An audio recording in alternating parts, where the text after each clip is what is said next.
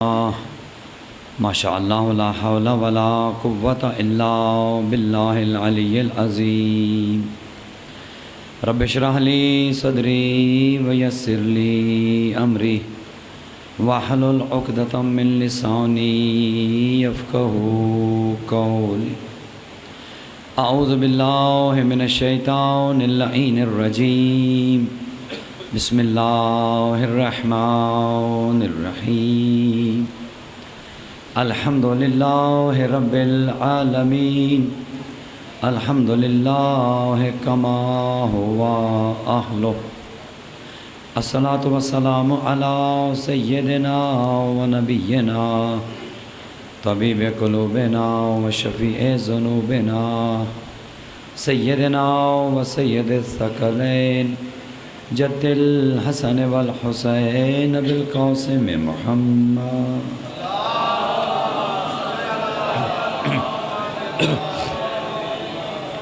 والصلاة والسلام على أهل بيته الطيبين الطاهرين المعصومين الغر الميامين المنتجبين المكرمين الذين أذهب الله عنهم الرجس وطهرهم تطهيرا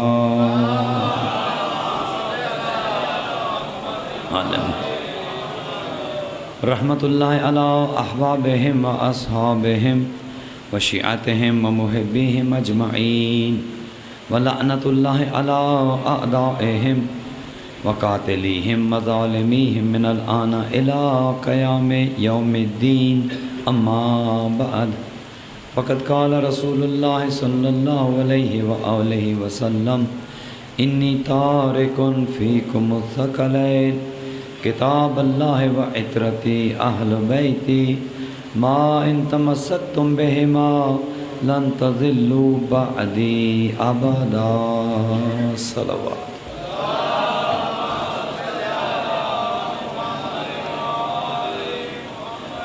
دعا ہے خداوند منان آپ تمام عزاداران سید الشہداء کی یہ عظیم عبادت اپنی بارگاہ میں قبول و منظور فرمائے، دنیا بھر کے عزاداروں کی حفاظت فرمائے، دشمن کے شر سے مالک عزاداروں کی حفاظت فرمائے، بانیان مجلس جناب بھٹی برادران کی اس عظیم کاوش کو خدا اپنی بارگاہ میں قبول و منظور فرمائے اور ان کے مرحومین کے درجات کو متعالی فرمائے، ہمارے زمانے کے امام کے ظہور میں تعجیل ہو، خدا ہمیں اور ہماری اولادوں کو امام کے اعوان و انصار میں قرار دے، اپنی ان تمام دعاؤں کی قبولیت کے لیے بلند تر صلوات۔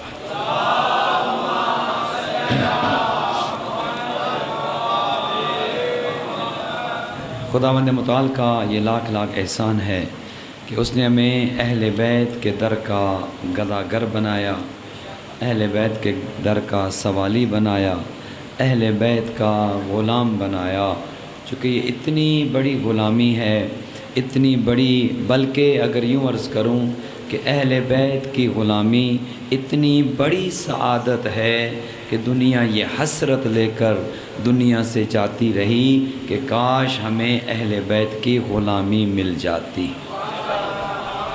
یہ کچھ چھوٹی موٹی نعمت نہیں ہے جو اللہ نے ہمیں دی ہے، یقین کریں یہ بہت بڑی نعمت ہے۔ اگر دل میں اہل بیت کی محبت موجود ہے، میں سمجھتا ہوں آپ دنیا کے امیر ترین آدمی ہیں۔ ایک شخص آیا تھا مولا کی خدمت میں، یبنا رسول اللہ میں غریب ہوں۔ مولا نے کہا نہیں تم غریب نہیں ہو۔ کہا مولا میرے پاس تو ظاہراً مال و متاع نہیں ہے۔ مولا نے کہا اچھا بتاؤ جو دولت تمہارے پاس ہے وہ مجھے دے دو اور اس کے بدلے میں جتنی دولت چاہیے میں تمہیں دے دیتا ہوں۔ مولا میرے پاس تو کچھ نہیں ہے، میں آپ کو کیا دوں؟ کہا کیا تمہارے دل میں ہماری محبت ہے یا نہیں ہے؟ کہا ہاں مولا میرا دل تو آپ کی محبت سے لبریز ہے، بھرا ہوا ہے۔ کہا کتنے میں یہ محبت بیچو گے؟ کہا مولا ساری کائنات بھی مل جائے تو یہ دولت نہیں دے سکتا۔ کہا پھر کیوں اپنے آپ کو غریب کہتے ہو؟ پھر تم غریب نہیں ہو اگر تمہارے دل میں ہماری محبت ہے، دنیا کے امیر ترین انسان ہو، چونکہ اہل بیت کی غلامی کا مل جانا دنیا کی سرداری ہے۔ ہاں اہل بیت کا جب کوئی غلام بن جاتا ہے یہ اسے دنیا میں سردار بنا دیتے ہیں۔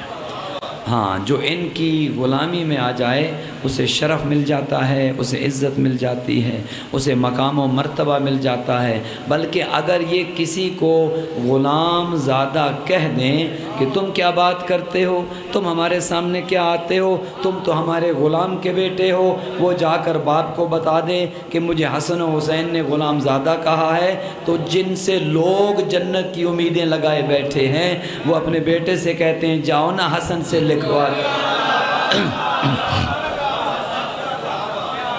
جاؤ ذرا حسن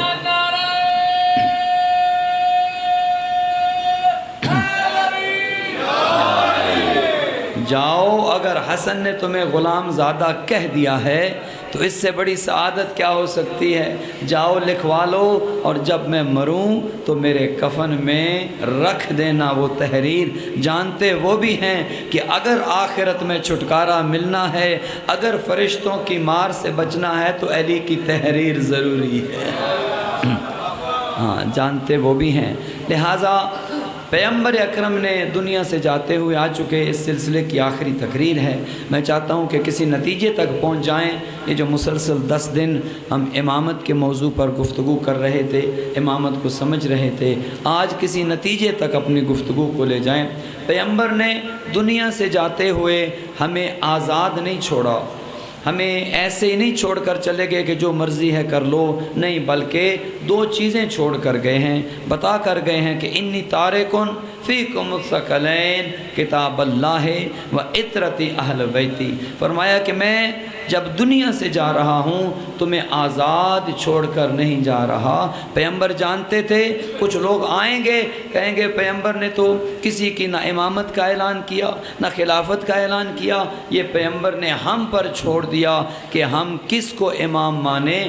امامت کا تصور ہر ایک کے ہاں ہے، شیعہ میں بھی ہے، اہل سنت میں بھی ہے، بلکہ اہل سنت تو خلافت کے انتخاب کرنے کو اتنا ضروری سمجھتے ہیں کہ پیغمبر کا جنازہ بھی چھوڑا جا سکتا ہے، لیکن خلیفے کا انتخاب ان کے نزدیک تو اتنا اہم ہے کہ پیغمبر کا جنازہ پڑا ہے تو پڑا رہے، خلافت اتنی ضروری ہے، پہلے اس کا کوئی نتیجہ نکال لیں۔ ان کے نزدیک بھی یہ ہے، لیکن ہمارے نزدیک کی جو امامت و خلافت کا تصور ہے وہ لوگوں کی محتاج نہیں ہے۔ امامت و خلافت لوگوں کے مرہون منت نہیں ہے، بلکہ یہ اللہ کا نظام ہے، وہ جسے چاہتا ہے دے دیتا ہے۔ اسی لیے اس نے پیغمبر کے بعد علی اور اولاد علی کو اس ذمہ داری کے لیے چنا، چونکہ نہ کوئی علی جیسا تھا، نہ کوئی علی کی اولاد جیسا تھا، نہ کوئی اس خاندان جیسا تھا، چونکہ دنیا پر ہر دن اور رات میں ایسی کیفیتیں طاری ہوتی ہیں کہ جب امام صاحب خود ہدایت سے باہر نکل جاتے ہیں، لہذا ضروری ایسے شخص کی انتخاب کی ضرورت تھی کہ جو ایسا شخص ہو کہ جو یطہرکم تطہیرا کا مصداق ہو۔ لہذا پیغمبر بتا کر گئے انی تارکن فیکم الثقلین کتاب اللہ و عطرتی اہل بیتی، میں 2 برابر کی چیزیں چھوڑ کر جا رہا ہوں، ایک اللہ کی کتاب ہے، ایک میرے عطرت اہل بیت ہیں۔ نہ قرآن ان سے جدا ہے، نہ یہ قرآن سے جدا ہیں۔ اللہ نے قرآن کو اپنی کتاب لا ریب کہا ہے، وہ کتاب کے جس میں کوئی شک نہیں ہے۔ قرآن اگر لا ریب ہے تو اہل بیت بے عیب ہے۔ یہ دونوں ساتھ ساتھ ہوں گے تو تمہیں کامیابی ملے گی۔ اب ہمیں دنیا سے نہ لڑائی ہے نہ جھگڑا ہے، جو جسے مانتا ہے مانتا رہے، لیکن پیغمبر نے 2 چیزیں چھوڑی تھیں، ایک اللہ کی کتاب اور ایک اپنے عطرت اہل بیت۔ پھر دنیا کو بتا کر گئے اے دنیا والو دیکھو تم ہر نماز میں یہ دعا کرتے ہو اہدنا الصراط المستقیم، اے اللہ ہمیں سیدھے راستے کی ہدایت کرو۔ پیغمبر نے اپنی زندگی میں یہ بتا دیا دیکھو ہدایت کو گمراہیوں میں تلاش نہ کرنا، روشنی کو اندھیروں میں تلاش نہ کرنا، آؤ میں تمہیں بتا دوں ہدایت کہاں سے ملے گی۔ فرمایا ان الحسین مصباح الہدی، یہ میرا بیٹا حسین ہدایت کا چراغ ہے۔ میں نے بہت سوچا اس حدیث پر کہ پیغمبر نے چراغ ہی کیوں کہا، ہدایت کا چراغ کیوں کہا؟ پھر مجھے یہ بات سمجھ آئی کہ چراغ کا کام ہے روشنی دینا. چراغ روشنی دیتا ہے، اور جب چراغ روشنی دیتا ہے تو یہ نہیں دیکھتا کہ یہ اپنا ہے اس کو روشنی دوں اور یہ پرایا ہے اس کو روشنی نہ دوں. دنیا کیا سمجھے حسین ابن علی کے مقام و مرتبے کو؟ پیغمبر نے کہا یہ ہدایت کا چراغ ہے. اسی لیے حسین ابن علی کی ہدایت ہر ایک کے لیے ہے. کافر ہے اس کے لیے بھی ہے، مسلمان ہے اس کے لیے بھی ہے، شیعہ ہے اس کے لیے بھی ہے، اہل سنت ہیں اس کے لیے بھی ہے. خدا کے گھروں سے دنیا بھری پڑی ہے. کون سی ایسی جگہ ہے جہاں پر خدا کے گھر نہیں ہیں، مسجدیں نہیں ہیں؟ لیکن شریعت یہ کہتی ہے مسجدوں میں ہر کوئی نہیں جا سکتا. کچھ جا سکتے ہیں، کچھ نہیں جا سکتے. جو نجس ہیں، جنہوں نے کلمہ نہیں پڑھا، آپ ان کو مسجد میں لے کر نہیں جا سکتے. لیکن ہدایت انہیں بھی چاہیے نا. جو مسجدوں میں نہیں جا سکتے، جو کلمہ نہیں پڑھ سکتے، وہ مسلمان تو نہیں ہیں، لیکن انہیں کیسے بلایا جائے کہ اسلام کیا ہے، آؤ اسلام کو مانو؟ اسی لیے کہا کہ خدا کے گھر میں ہر ایک نہیں جا سکتا، پہلے پاک ہونا ہے. لیکن حسین اتنا کریم ہے، اس کے دروازے ہر ایک کے لیے کھلے ہیں. اپنا ہے وہ بھی آئے.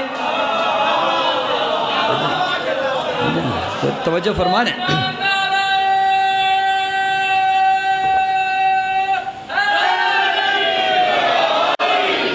حسین کے دروازے ہر ایک کے لیے کھلے ہیں. مسجد میں جانے کے لیے شریعت کے احکام ہیں. فلاں جا سکتا ہے، فلاں نہیں جا سکتا. کلمہ پڑھنے والا جا سکتا ہے، جس نے کلمہ نہیں پڑھا وہ نہیں جا سکتا. حسین اتنا کریم ہے، حسین ابن علی نے اپنے دروازے کھول دیے ہیں. اب جو آنا چاہے آئے. صرف ایک شرط لگائی، نہ کلمے کی شرط لگائی، نہ مسلمان ہونے کی شرط لگائی، نہ توحید و رسالت و امامت کو ماننے کی شرط لگائی. صرف ایک شرط لگائی، جو بھی باضمیر انسان ہے اور اس میں انسانیت موجود ہے، حسین کے دروازے اس کے لیے کھلے. حسین کے دروازے اس کے لیے کھلے ہیں. پیغمبر نے کہا ان الحسین مصباح الہدی. حسین ہدایت کا چراغ ہے. جو آئے گا حسین اسے ہدایت دے گا. کربلا کے قافلے میں عیسائی بھی شامل ہوئے. ایک دن پہلے شامل ہوتے ہیں، ہے عیسائی، لیکن جب قافلے حسین میں شامل ہو جاتا ہے، کلمہ پڑھ جاتا ہے اور دوسرے دن کربلا کے شہیدوں میں شامل ہو جاتا ہے. لہذا حسین کے قافلے میں شامل ہونے کے لیے نہ تو مذہب کی کوئی قید ہے، نہ مکتب کی کوئی قید ہے. چونکہ چراغ ہر ایک کو روشنی دیتا ہے. لیکن ایک بات یقینی ہے، روشنی چور کو اچھی نہیں لگتی. توجہ فرما رہے؟ ہاں، چور کو روشنی اچھی نہیں لگتی. چور جب آئے گا اندھیرے میں آئے گا.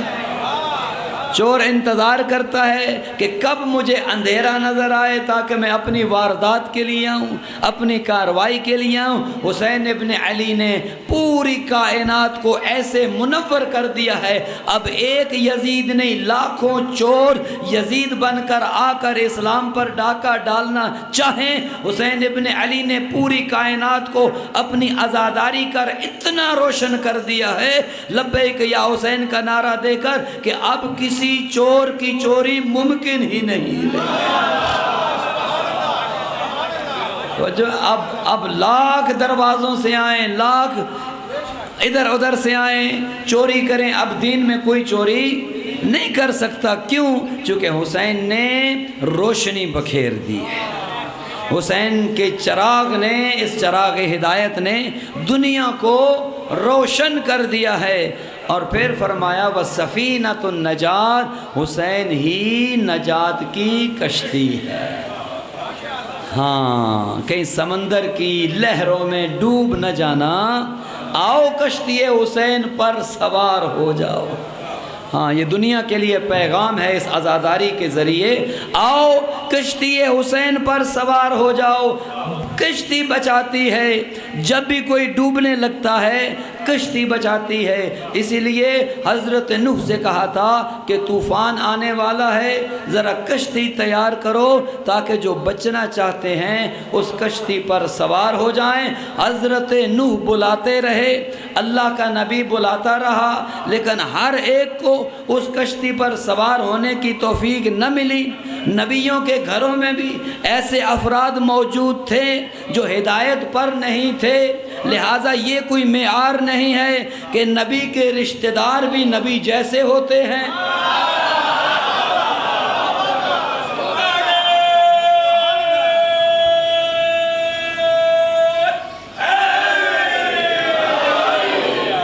یہ کوئی معیار نہیں ہے کہ نبی کے گھر والے نبی کے بیٹوں میں بھی گمراہ نکل سکتے ہیں۔ کیا ہے یا نہیں؟ آدم کا بیٹا قابیل قاتل تھا یا نہیں؟ تھا نبی کا بیٹا، تھا معصوم کا بیٹا، لیکن گناہگار تو پتہ چلا نبیوں کے بیٹے بھی گناہگار ہو سکتے ہیں۔ نبیوں کے گھروں میں بھی ایسے افراد آ سکتے ہیں کہ جو ہدایت پر نہ ہوں۔ حضرت نوح اپنی بیوی سے کہتے رہے آؤ اس کشتی پر سوار ہو جاؤ، لیکن قرآن نے کہا اسے منانے کی ضرورت نہیں ہے چونکہ یہ بچنے والی نہیں ہے۔ کیوں؟ چونکہ یہ اندر سے تیرے ساتھ نہیں ہے۔ پتہ چلا اگر نبی کی بیوی ہی کیوں نہ ہو، نبی اسے بلاتا ہی کیوں نہ رہے، جب تک کشتی پر سوار نہیں ہوگی نبی کی بیوی بھی بچ نہیں سکتی۔ رشتہ داری نہیں بچائے گی، رشتہ داری نہیں بچائے گی۔ بیوی سے کہا آؤ کشتی پر سوار ہو جاؤ بچ جاؤ گی، لیکن نہیں، بیوی تھی اندر سے کافروں سے ملی ہوئی تھی۔ حضرت لوط کی بیوی تھی، لوط نبی تھے لیکن بیوی کافروں سے ملی ہوئی تھی۔ دونوں کے بارے میں قرآن نے بتایا ہے کہ ہمارے دو نیک بندوں کی دو بری بیویاں تھیں، گویا نبیوں کی بیویاں بھی بری، قرآن کہتا ہے۔ پھر ایک بیٹا تھا حضرت نوح کا، اسے کہا کہ آؤ کشتی پر سوار ہو جاؤ، اگر سوار نہ ہوئے تو تباہ ہو جاؤ گے۔ کہا نہیں میں سوار نہیں ہوتا۔ ہے بیٹا، نبی کے دل میں اس کی محبت ہے، باپ جو ہے حضرت نوح کا بیٹا ہے۔ کہا بیٹے آ جاؤ سوار ہو جاؤ، میں اپنی آنکھوں سے نہیں دیکھ سکتا کہ تم ڈوب رہے ہو۔ خدا نے کہا نوح چھوڑ دو اس کو۔ کہا نہیں یا اللہ یہ میرا بیٹا ہے، میرا بیٹا ہے، میرے اہل میں ہے۔ خدا نے کہا اِنَّهُ لَيْسَ مِنْ أَهْلِكَ، اے نوح یہ تیرے اہل میں نہیں ہے۔ گویا جس کا نظریہ تجھ سے ملتا نہیں ہے، اگر وہ تیرا بیٹا ہی کیوں نہ ہو وہ تیرے اہل میں نہیں ہے۔ اب جو کوئی بھی نبی کے پاس بیٹا تھا، ہر وقت پاس رہتا تھا، ہر وقت گھر رہتا تھا، نبی کے پاس رہنے سے بیٹے کو بھی نجات نہیں ملی۔ پاس رہنے سے نجات یقینی نہیں ہے۔ تھا نبی کا بیٹا، تھا حضرت نوح کا بیٹا۔ حضرت نوح نے کہا آؤ اس کشتی پر سوار ہو جاؤ۔ صبح و شام نبی کے گھر میں رہتا ہے، نبی کے آس پاس رہتا ہے، لیکن کشتی پر سوار نہیں ہوا۔ خدا نے کہا اِنَّهُ لَيْسَ مِنْ أَهْلِكَ، نہیں اے نوح یہ تیرے اہل میں نہیں ہے۔ اب حضرت نوح نے کہا سوار ہو جاؤ۔ کہا نہیں میں سوار نہیں ہوتا۔ کہا کیا کرو گے؟ ڈوب جاؤ گے۔ کہا نہیں میں بچنے کی کوشش کروں گا۔ کیسے بچو گے؟ کہا میں پہاڑ پر چڑھ جاؤں گا۔ گویا ایک بات اور سمجھ آ گئی، بعض افراد کو نبی کشتی پر سوار کرنے کے لیے بلاتا ہے، نبی کشتی پر سوار کرنا چاہتا ہے، وہ پہاڑوں پہ چڑھنا چاہتا ہے۔ وہ سمجھتے ہیں انہیں پہاڑ بچائیں گے، وہ سمجھتے ہیں پہاڑوں پر چڑھ جانے سے جان بچ جائے گی، لیکن اللہ کے نبی نے کہا نہیں، پہاڑ نہیں بچاتے۔ جب سیلاب آتے ہیں تو بڑے بڑے پہاڑ بھی لہروں میں بہہ جاتے ہیں، اگر بچاتی ہے تو کشتی بچاتی ہے۔ تبھی تو پیغمبر نے کہا حسین ہدایت کا چراغ ہے اور کشتی نجات ہے، خبردار کسی پہاڑ پر چڑھنے کی کوشش نہ کرنا، اگر بچنا چاہتے ہو تو کشتی نجات پر آنا پڑے گا۔ لبیک یا حسین کہہ کر عزاداروں کی صفوں میں شامل ہو۔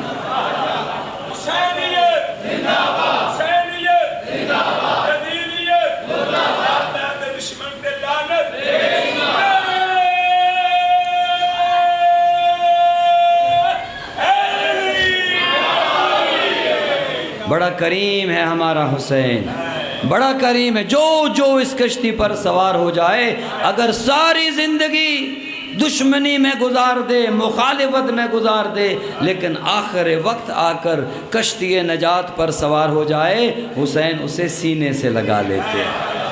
ہاں، یہ وہ کریم ہیں حسین ابن علی، یہ ماضی نہیں دیکھتے۔ لہٰذا ہماری ذمہ داری بنتی ہے کہ دعوت محبت، دعوت حق دنیا کو بتائیں، محبت کے ذریعے پیغام دیں کہ حسین کی کشتی پر سوار ہونے کے لیے حسین ماضی نہیں دیکھتے، تمہارا ماضی کوئی کیوں نہ ہو، لیکن جب کشتی حسین پر آ جاؤ گے، نہ حسین کے نانا جیسا کسی کا نانا ہے، نہ حسین کے بابا جیسا کسی کا بابا ہے، نہ حسین کے بھائی جیسا کسی کا بھائی ہے۔ پیغمبر نے اپنے شہزادے کو جب مسجد میں آئے تو اٹھایا اور اپنے زانوں پر بٹھایا، اور دنیا جو اصحاب سامنے بیٹھے تھے انہیں کہا ایھا الناس ھذا حسین فاعرفوہ، دیکھو یہ میرا بیٹا حسین ہے، اس کو پہچانو۔ ہاں، حسین کو پہچانو۔ پھر فرمایا اس کا باپ جنتی، اس کی ماں جنتی، اس کا دادا جنتی، اس کی نانی جنتی، اس کی دادی جنتی، اس کا بھائی جنتی، اس سے محبت کرنے والے جنتی، اس کے محبوں سے محبت کرنے والے جنتی۔ ارے جو حسین جنت کو اتنا سستا کر دے کہ اپنے محبوں کو بھی جنت بانٹ دے، اسے حسین ابن علی کہتے ہیں۔ لیکن ایک چیز کا ذرا خیال رکھنا چاہیے، اور وہ یہ ہے کہ جنت کے مالکوں سے تعلقات اچھے رکھنے ہیں۔ اگر پنڈی بٹیاں میں آپ میاں برادران کے گھر آنا چاہیں اور آپ کے تعلقات ان سے اچھے نہ ہوں، آپ اور تو کہیں آگے پیچھے جا کر ٹھہر لیں گے، ان کے گھر آپ نہیں آئیں گے، چونکہ آپ کو پتہ ہے تعلقات ان سے اچھے نہیں ہیں۔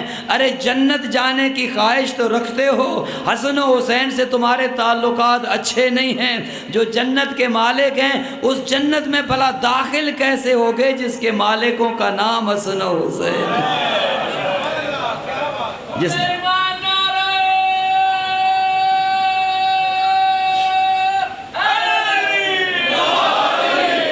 جنت کے مالکوں کا نام حسن و حسین ہے، اس جنت میں اگر جانے کی خواہش ہے تو سب سے پہلی چیز یہ کہ ان سے تعلقات اچھے رکھنے پڑیں گے۔ کیوں؟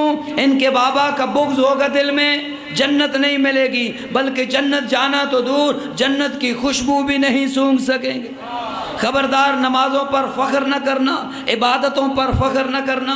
علی حیدر کرار اور علی کی اولاد کی محبت نہیں ہوگی، لاکھ نمازیں ہوں، لاکھ عبادتیں ہوں، لاکھ سجدے ہوں، آپ دنیا کے بزرگ ترین اور عابد ترین شخص کیوں نہ ہوں، اگر علی اور اولاد علی کا بغض آپ کے دل میں ہے، آپ جنت کی خوشبو بھی نہیں سونگھ سکتے۔ کیوں؟ چونکہ بعد از پیغمبر علی حیدر کرار سب سے افضل ہیں۔ گفتگو کو انجام تک لے کر آؤں، علی کی امامت پر ایمان اس لیے ہے، علی کو امام مانا اس لیے ہے، علی کی امامت، اور اگر آپ علی سے بہتر کوئی ہستی پیش کر دیں، ہم ضد کرنے والی قوم نہیں ہیں، ہم ضدی نہیں ہیں، ہم ڈٹ جانے والی قوم نہیں ہیں۔ آپ علی سے بہتر کوئی لے آئیں، ہم آپ کے ساتھ ان کو مان لیں گے، لیکن اگر علی سے بہتر نہ لا سکیں اور قیامت تک لا سکیں گے نہیں، پھر انہیں چھوڑیں جو خود اپنی جنت کے محتاج ہیں۔ آئے علی حیدر کرار کے دروازے، پھر ضد چھوڑ دیں، ضد کا کوئی علاج نہیں۔ ہاں، قبر میں کوئی نہیں جائے گا ساتھ، قبر میں جواب خود دینا ہے، ہاں کوئی نہیں جائے گا۔ وہ ایک بادشاہ تھے اور کچھ اہل بیت کے دشمن جو ہیں وہ ان کے سامنے آ گئے اور آ کر کہا، خواجہ نصیر الدین طوسی ہمارے بہت بڑے ایک مجتہد گزرے ہیں، ان کا زمانہ ہے، اب ان سے جلتے تھے لوگ، اہل بیت سے تو لوگ جلتے ہی جلتے ہیں، اہل بیت کے محبوں سے بھی لوگ جلتے ہیں۔ خواجہ نصیر الدین طوسی بہت بڑے عالم اور مجتہد تھے، علی حیدر کرار کی ولایت کے وکیل تھے، بادشاہ کے ہاں آنا جانا تھا، اہل سنت کے اور دیگر مکاتب کے بھی علماء وہاں پر آتے تھے۔ تو بادشاہ سلامت کی ماں کا انتقال ہو گیا، اب اہل سنت جو اس زمانے کے مولانا تھے، انہیں موقع مل گیا کہ بہترین موقع ہے، یہ شیعوں کا جو عالم خواجہ نصیر الدین طوسی ہے، اس سے بھی جان چھڑائی جائے۔ بادشاہ کے پاس آ گئے، آ کر کہتے ہیں بادشاہ سلامت، آپ کی ماں مر گئی ہے اور قبر میں ہوتے ہیں سوال و جواب، قبر میں بڑی باتیں پوچھی جاتی ہیں، بتا تیرا رب کون، بتا تیرا نبی کون، بتا تیرا امام کون۔ اب آپ کا تو امامت کا نظریہ ہے کوئی نہیں، قبر میں آپ کی ماں جو ہے یہ بیچاری پھنس جائے گی، تو کیوں نہ اس قبر میں یہ شیعوں کے مولانا خواجہ نصیر الدین طوسی کو بھی ساتھ بھیج دیں، جب وہ پھنسے گی یہ مدد کر دیں گے۔ گویا ایک بات انہیں بھی پتہ تھی، جب جب مدد چاہیے ہوتی ہے یا علی کرتے ہیں یا علی والے کرتے ہیں۔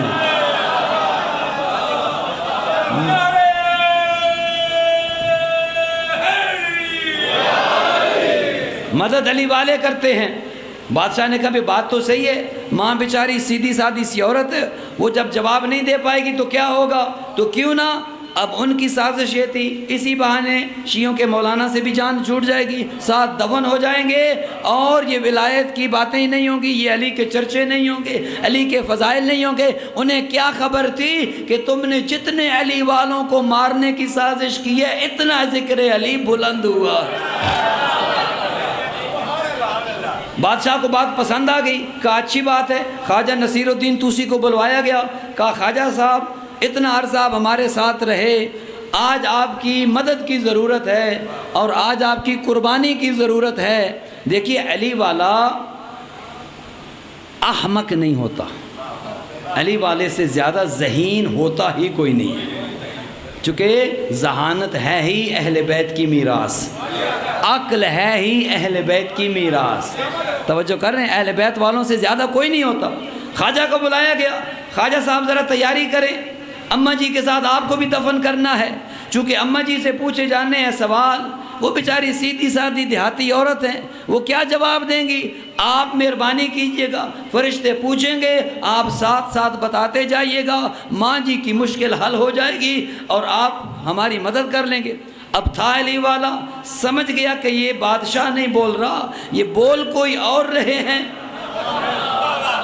جو چاہتے ہیں کہ علی والے سے نجات مل جائے۔ کہا بادشاہ سلامت، میں حاضر ہوں، کوئی مسئلہ نہیں ہے، میں حاضر ہوں، میں دفن ہونے کے لیے حاضر ہوں، لیکن ایک بات ذرا سن لیں، آپ کی ماں تھی سیدھی سادھی، آپ کی ماں تھی بیچاری ایک عام سی خاتون، اس سے سوال بھی سیدھے سادھے پوچھے جائیں گے۔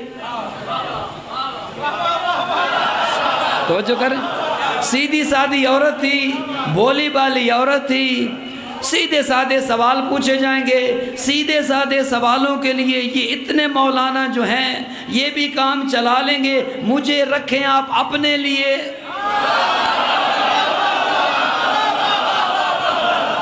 توجہ کرنا،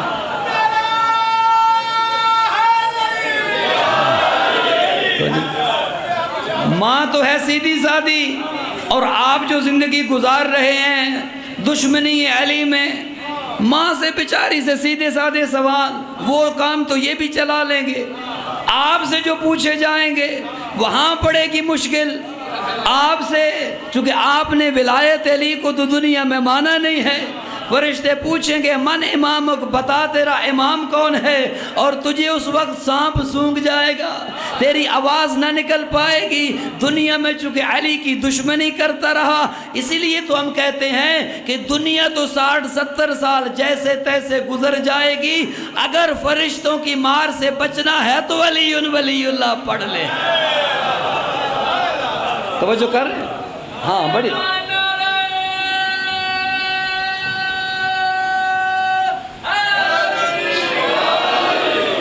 علی کی ولایت کے بغیر چارہ نہیں ہے۔ ہاں اگر کوئی 1% بھی امکان ہوتا تو ہم اتنا زور ولایت پر نہ دیتے۔ اگر 1% بھی ولایت علی میں چھوٹ ہوتی، کسی نے مولا سے پوچھا، 5ویں امام سے سوال کیا، مولا دین کی بنیاد کن چیزوں پر ہے؟ فرمایا بنی الاسلام علی خمس، دین کی بنیاد 5 چیزوں پر ہے۔ مولا بتائیے کیا کیا؟ 5ویں تاجدار ولایت نے گنوانا شروع کی، فرمایا علی الصلاۃ، دین کی بنیاد نماز پر ہے، والزکوٰۃ، حج پر زکوٰۃ پر ہے، والحج، حج پر ہے، والصوم، روزے پر ہے، 5ویں نمبر پر کہا والولایہ، اور ہماری ولایت پر ہے۔ اب سائل نے کہا مولا میں نے پوچھا دین کی بنیاد کن چیزوں پر ہے؟ آپ نے 5 چیزیں گنوائیں۔ پہلے آپ نے کہا نماز، پھر آپ نے کہا زکوٰۃ، پھر آپ نے کہا حج، 4تھے نمبر پر روزہ، 5ویں پر ولایت۔ اس کا مطلب یہ ہے کہ نماز زیادہ اہم ہے، ولایت 5ویں نمبر پر ہے، کم اہم ہے۔ مولا نے کہا یہ نمبروں پر نہ جانا کہ پہلے نمبر والی چیز اہم ہوتی ہے۔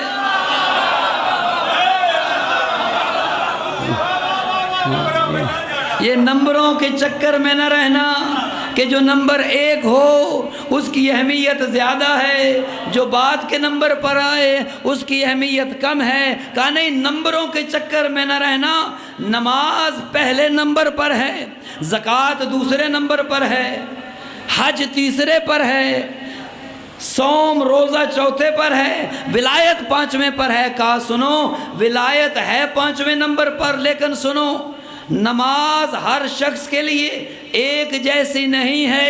گھر میں ہے تو 4 پڑھے گا، سفر میں ہے تو 2 پڑھے گا۔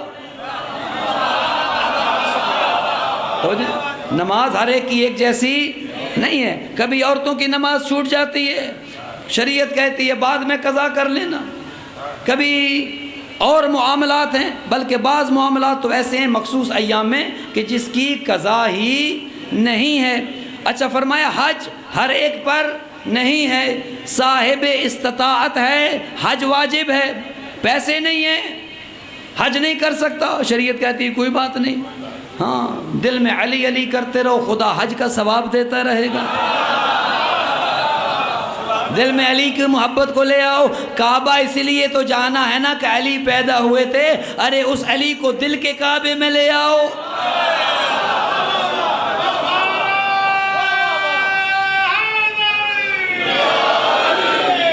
ہر ایک پر حج نہیں، استطاعت ہے تو حج کرے گا، استطاعت نہیں تو حج واجب نہیں۔ کہا زکوٰۃ ہر ایک پر نہیں ہے، نصاب ہوگا تو زکوٰۃ ہوگی، اگر نصاب نہیں ہے تو زکوٰۃ واجب نہیں ہے۔ کہا روزہ ہر ایک پر نہیں ہے، وطن میں ہے تو روزہ رکھے گا، بیمار ہے تو روزہ قضا کر لے، سفر میں ہے تو روزہ قصر ہو جائے گا۔ کہا ہر چیز میں چھوٹ ہے، نماز 4 رکعتی 2 رکعتی ہو جاتی ہے، ہر عبادت میں رعایت ہے۔ کہا پہلے نمبر پر آنے والے میں بھی رعایت، دوسرے نمبر پر جو عبادت آئی اس میں بھی رعایت، تیسرے نمبر پر آنے والی عبادت میں بھی رعایت، 4تھے نمبر پر روزہ آیا اس میں بھی رعایت۔ کہا جو نمبر 5ویں پر ہے اس میں کوئی رعایت نہیں ہے، بیمار ہو تو بھی ولایت چاہیے، گھر ہو تو بھی چاہیے، سفر میں ہو تو بھی چاہیے، کسی صورت میں ولایت پر کوئی سمجھوتا نہیں۔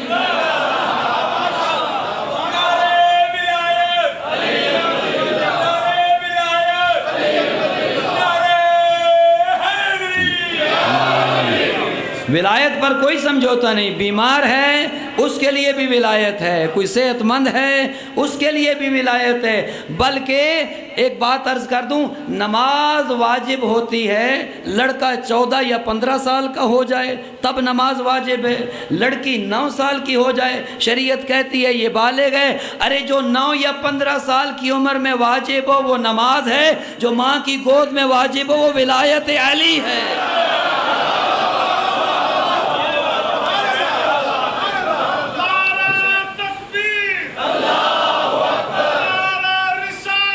یا رسول اللہ علی ولی اللہ یا علی، ہاں جس پر کوئی سمجھوتا نہیں ہے وہ علی کی محبت و ولایت ہے، کوئی سمجھوتا نہیں ہے۔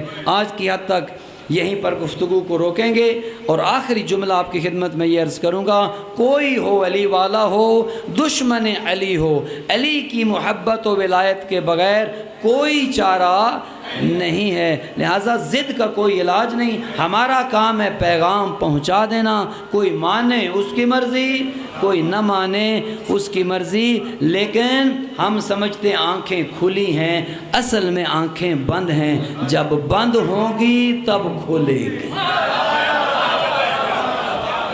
جب بند ہوں گی نا تب پتہ چلے گا یہ ولایت کہتے کسے ہیں۔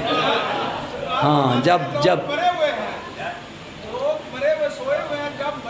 تو جاگیں گے، بالکل بالکل، تب کہیں گے یا علی مدد، کہا دنیا میں کہا ہوتا تو میں مدد کے لیے آتا، اب مدد کے لیے نہیں، اب فرشتوں کی مار کے لیے تیار ہو جاؤ۔ دنیا میں کہتے یا علی مدد تو میں آتا تمہاری مدد کرتا، دنیا میں میری محبت کو دل میں جگہ دیتے، اب جب فرشتوں کے ہاتھ میں وہ ہتھیار دیکھ رہے ہیں اب کہتے ہو یا علی مدد۔ اس وقت تو بڑے بڑوں کو علی کی مدد یاد آ جاتی ہے۔ اس وقت تو بڑے دلیر علی کے قدموں میں جھکتے نظر آتے ہیں، بلکہ یہ کہتے نظر آتے ہیں یا علی بچا لیں، آپ نہیں بچائیں گے تو ہم ہلاک ہو جائیں گے۔ وہ علی کہ جو ہلاکت سے بچانے والا ہے۔ ہلاکت کی موت اگر نہیں چاہیے، شہادت کی موت چاہیے، تو آئیے ولایت کے دروازے پر، آئیے امامت کے دروازے پر، آئیے علی کو ولی اللہ بھی مانیں اور خلیفتہ بلا فصل بھی مانیں، اور جب مانیں تو پھر علی جیسا کسی کو نہ جانیں۔ یہ ولایت ہے۔ خدا ہم سب کو اس ولایت پر قائم رکھے، ہمارا اختتام اس ولایت پر ہو، اور یہ ولایت ہماری دنیا کمانے کا ذریعہ نہ ہو۔ یہ ولایت، یہ بہت باریک بات کر رہا ہوں، یہ ولایت کے چرچے جو ہیں یہ دنیا کمانے کے لیے نہ ہو بلکہ آخرت بچانے کے لیے۔ آخرت علی کے در پر آ جائیں آپ، ذرا خلوص دل سے آ کر علی سے مانگیں تو صحیح، پھر دیکھیں علی آپ کو بناتے کیا ہیں، علی آپ کو دیتے کیا ہیں۔ ذرا خالص ہو کر آئیں اور خالص ہو کر ولایت کو مانیں، پھر علی آپ کو شاہ بنا دیں گے، بادشاہ بنا دیں گے، آپ کے وہم و گمان میں نہیں ہوگا۔ علی آپ کو اتنا دے دیں گے، ارے جو ایک اونٹ والے کو پوری مہار پکڑا دیتے ہیں وہ آپ کو نہیں دیں گے۔ وہ علی تو نام ہی دینے والے کا ہے۔ علی تو نام ہی بانٹنے والے کا ہے۔ شرط یہ ہے خلوص سے آؤ، شرط یہ ہے اس ذکر کے ساتھ پھر مخلص ہو جاؤ، اس ذکر کو دنیا کمانے کا ذریعہ نہ بناؤ، اس ذکر کو دنیا کا ذریعہ نہ بناؤ، اس ذکر کو آخرت کا ذریعہ بناؤ۔ اس ذکر میں آؤ تو اس نیت سے کہ علی کو منہ دکھانے کے لائق ہو جاؤں، پڑھنے والے پڑھیں تو اس نیت سے کہ علی کہے میرا ذاکر آیا ہے، علی سینے سے لگا لیں، اور جب علی کے قدموں میں جگہ مل جائے پھر دنیا کی شاہیوں بادشاہیوں کی حیثیت کیا ہے۔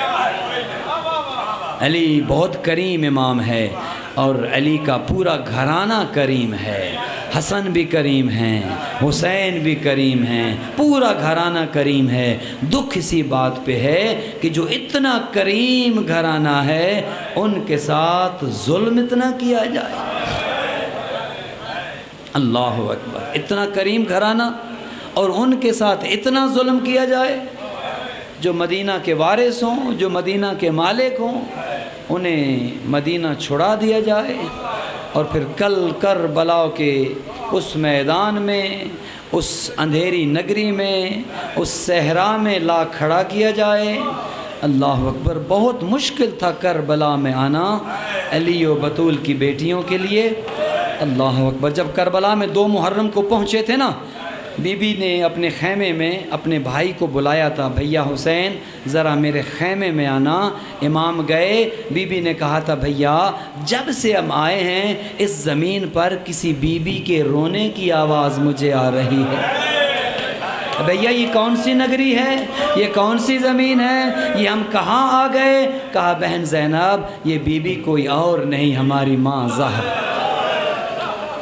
عزادارو 2 محرم کربلا میں پہنچنا علی و بطول کی بیٹیوں کے لیے بڑا کٹن تھا، لیکن جب 3 محرم آئی علی کی بیٹیوں کو 2 محرم کے دکھ بھول گئے۔ 4 محرم آئی، اب یزید کا لشکر بڑھتا رہا، کبھی 500 کا دستہ، کبھی 1000 کا دستہ۔ جب علی و بطول کی پلی بیٹیوں کو پتہ چلتا 1000 دشمن اور آ گیا ہے، ہر دن پچھلے دن سے مشکل ہوتا۔ 3 محرم آئی، 2 کو بھول گئی علی کی بیٹی، 4 محرم آئی، 3 کو بھول گئی، 5 محرم آئی، چوتھی کے دکھ بھول گئی، 7 کو پانی بند ہوا، کربلا میں پہنچنا بھول گئی، 8 محرم آیا، بچوں کے العطش العطش کی آوازیں آئیں، علی کی بیٹی 7 محرم کو بھول گئی۔ عزادارو 9 محرم کا دن چڑھا، علی کی بیٹی 8 کو بھول گئی۔ عزادارو شب عاشور آئی، علی کی بیٹی پورے 9 دن بھول گئی۔ اب حالت یہ ہے، یقین ہو گیا ہے اب بچتا کوئی نہیں، اب یقین کر بیٹھی ہے وہ غازی کی جس کے سہارے میں آئی تھی اس کے بازو نہیں بچیں گے، اب یقین ہو گیا ہے حسین بھی بچنے والے نہیں ہیں۔ عزادارو شب عاشور جب آئی، علی کی بیٹی کو 7ویں پانی کا بند ہونا بھول گیا۔ عزادارو جب عاشور کا دن چڑھا، عاشور کی شب بھول گئی۔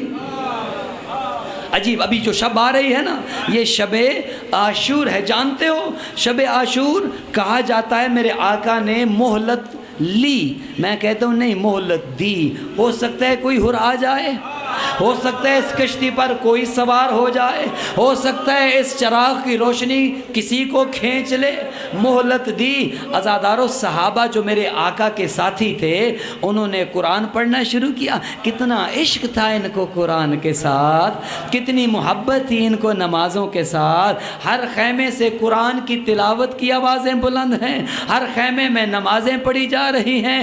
عزادارو یہ تلاوت قرآن کی آوازیں جب سید سجاد کے خیمے تک پہنچیں، بابا کو بلا بھیجا، پھوپھی اماں ذرا میرے بابا کو پیغام بھیجیں، بیمار بیٹا بلاتا ہے۔ عزادارو میرے امام سید سجاد کے خیمے میں آئے، اور میرا لال بلایا ہے مجھے، بابا اگر میں اٹھ سکتا ہوتا آپ کو زحمت نہ دیتا، آپ کو نہ بلاتا، بابا ایک عرضی ہے، بابا ایک گزارش ہے، بولو میرا لال۔ وہ باپ جو ایک رات کے لیے بیٹے کے پاس ہو، بیٹا کہے بابا میں کچھ عرض کرنا چاہتا ہوں، وہ باپ کیا کہے گا؟ او میرا لال بول، جو تو چاہے گا میں دے دوں گا، بولو میرے سجاد تجھے کیا چاہیے؟ کہا بابا کچھ نہیں چاہیے، صرف اتنا احسان کر دیں۔ بابا میں جانتا ہوں یہ سارے آپ کے با وفا صحابہ ہیں، سارے آپ کے مخلص ہیں، کل آپ پر قربان ہو جائیں گے، لیکن بابا ہیں تو نہ محرم۔ بابا جب یہ قرآن پڑھتے ہیں، ان کی تلاوت قرآن کی آوازیں میری پھوپھیوں کے کانوں تک آتی ہیں، بابا کیا یہ ممکن ہے ان کے خیموں کو ذرا دور کر دیا جائے؟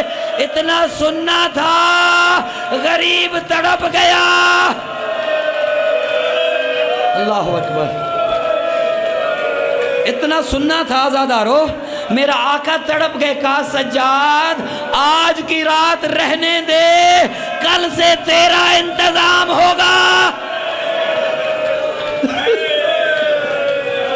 سجاد آج کی رات رہنے دے، کل تو جانے، تیرا انتظام جانے، جہاں لگانا چاہے گا لگا لینا، آج کی رات نے رہنے دے۔ عزادارو رات گزرتی رہی، رات گزرتی رہی، پھر وہ فجر آئی جس فجر کی آذان آپ بھی سنیں گے۔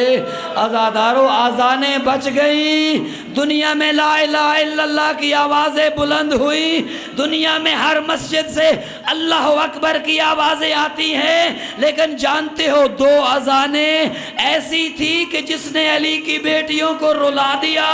ایک 19 رمضان جب علی نے کہا تھا اللہ اکبر،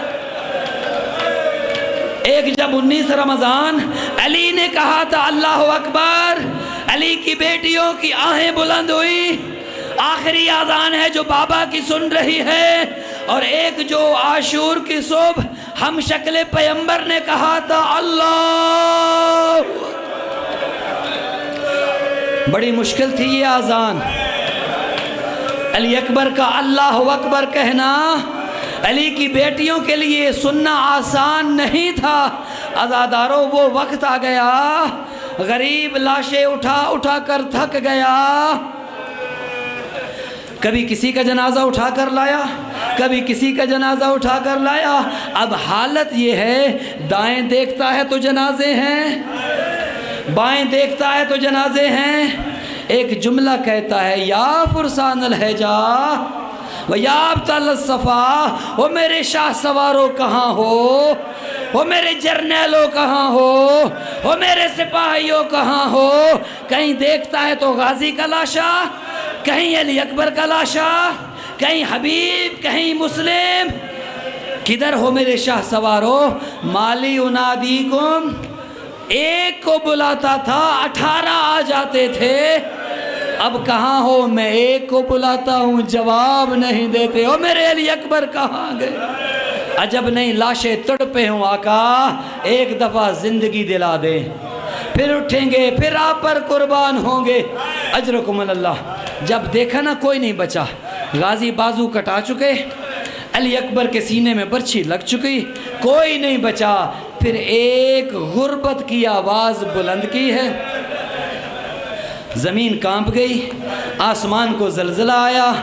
جب غربت کا یہ آواز، غربت کی یہ صدا بلند کی نا، جب حسین نے یہ کہا حل من ناصر ینصرنا، ارے ہے کوئی جو میری مدد کرے، میرا غازی مارا گیا، میرا اکبر نہیں بچا، ارے کوئی ہے جو میری مدد کرے؟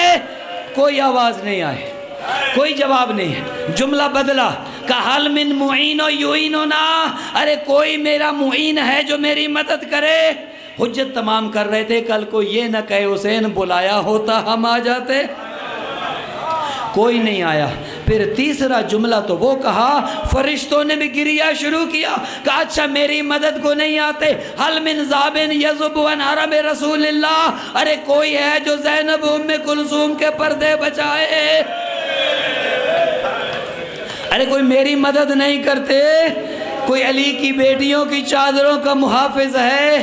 عزاداروں کون ہوتا؟ جو محافظ تھا وہ تو بازو کٹا چکا تھا، اور جو محافظ تھا جس کے سہارے پر مدینہ سے چلی تھی، بیبیوں سے کہتی تھی گھبراؤ نہیں میرا غازی زندہ ہے، گھبراؤ نہیں میرا غازی موجود ہے۔ ادھر سے جب علم جھکا تھا، بیبیوں سے کہا اب میری ضمانت نہیں، اور جو علموں والا جس کے سہارے آئی تھی اس کا علم جھک گیا ہے، اب اپنے پردوں کی حفاظت خود۔ اجرکم اللہ، اجرکم اللہ۔ ایک یہ دو منزلیں اور بلند کرے، کوئی نہیں بچا۔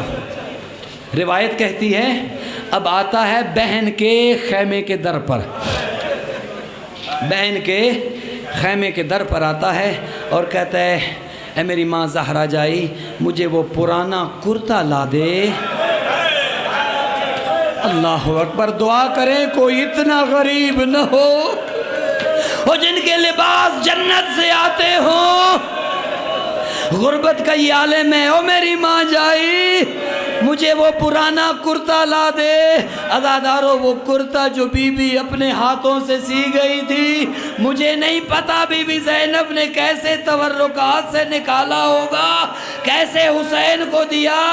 اس کرتے کو جو بہت بوسیدہ ہو چکا تھا، جو پھٹ گیا تھا، میرے آقا نے اسے اور پھاڑا شاید کہ بچ جائے، اور بوسیدہ کیا، زیب تن کیا، اوپر اپنا لباس پہنا، پھر ایک سلام کیا، اور وہ سلام یہ تھا یا زینب و یا ام کلثوم و یا رقیہ و یا سکینہ علیکن من سلام، اور میری بہنوں میرا آخری سلام، اور میرے سینے پہ سونے والی اب آج کے بعد تجھے سینہ نہ ملے گا۔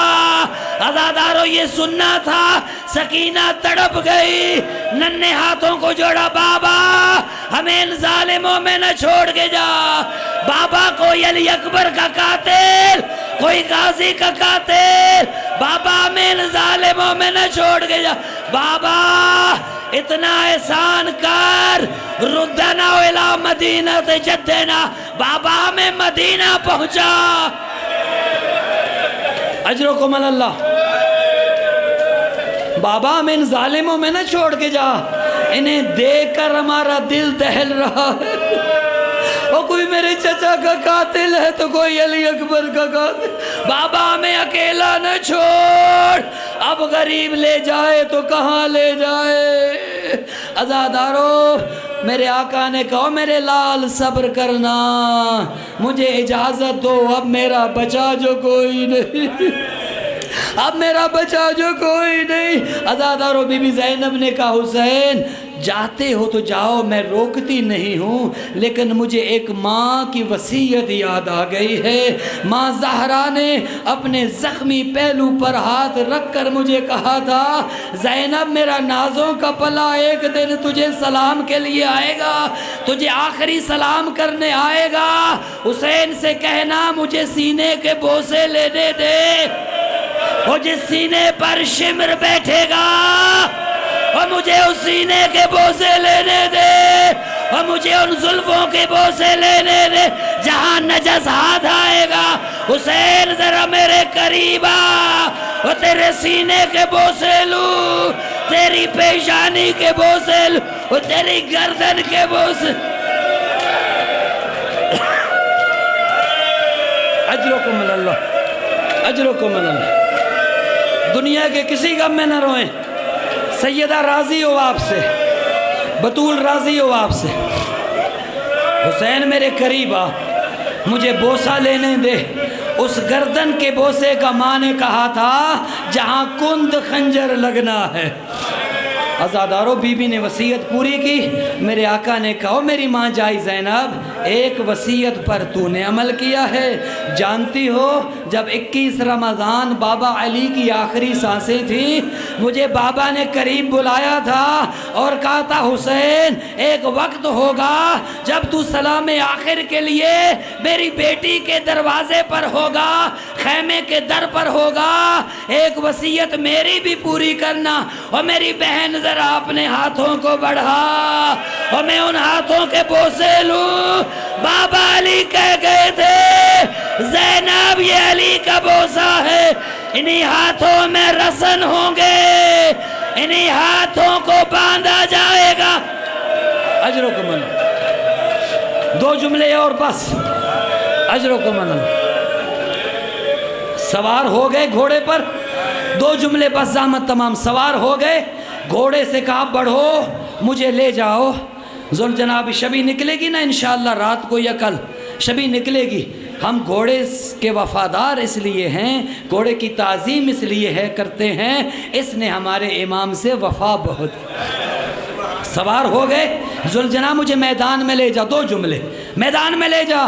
اب گھوڑا ہل نہیں رہا اپنی جگہ سے، کہتے ہیں میں جانتا ہوں تو تھک گیا ہے، اگر میں پیاسا ہوں تو بھی تو پیاسا ہے، میں تھک گیا ہوں تو بھی تو لاشیں اٹھا اٹھا کر تھک گیا ہے، دیکھو میں تجھے زیادہ زحمت نہیں دوں گا، صرف لے جانے کی زحمت دوں گا، واپس لانے کی زحمت بھی نہیں دوں گا، بس مجھے لے جا، واپس لانے کی زحمت نہیں دوں گا۔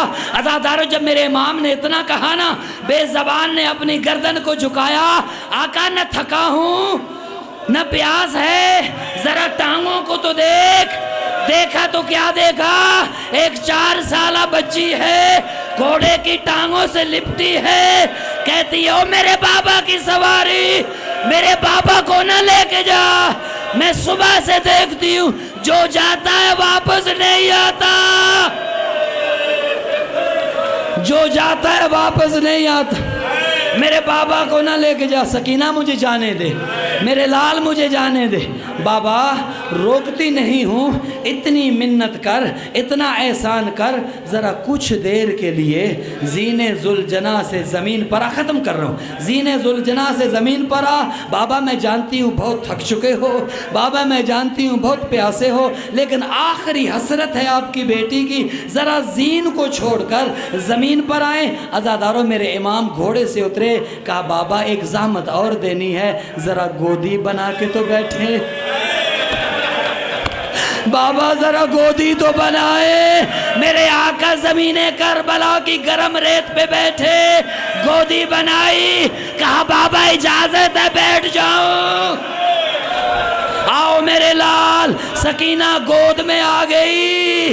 اللہ اکبر کہا بابا ایک آخری بات، یک مشت خاک را برسر من بے گزار، بابا کربلا کی گرم ریت اپنے ہاتھوں سے اٹھا میرے بالوں میں ڈال، مجھے پتہ چل جائے یتیم ہو رہی ہوں، مجھے پتہ چل جائے میرا بابا مر رہا ہے، مجھے پتہ چل جائے مجھے تماچے لگنے ہیں، مجھے پتہ چل جائے میرے در چھینے جانے ہیں، مجھے یقین ہو جائے میرے دامن کو آگ لگنی۔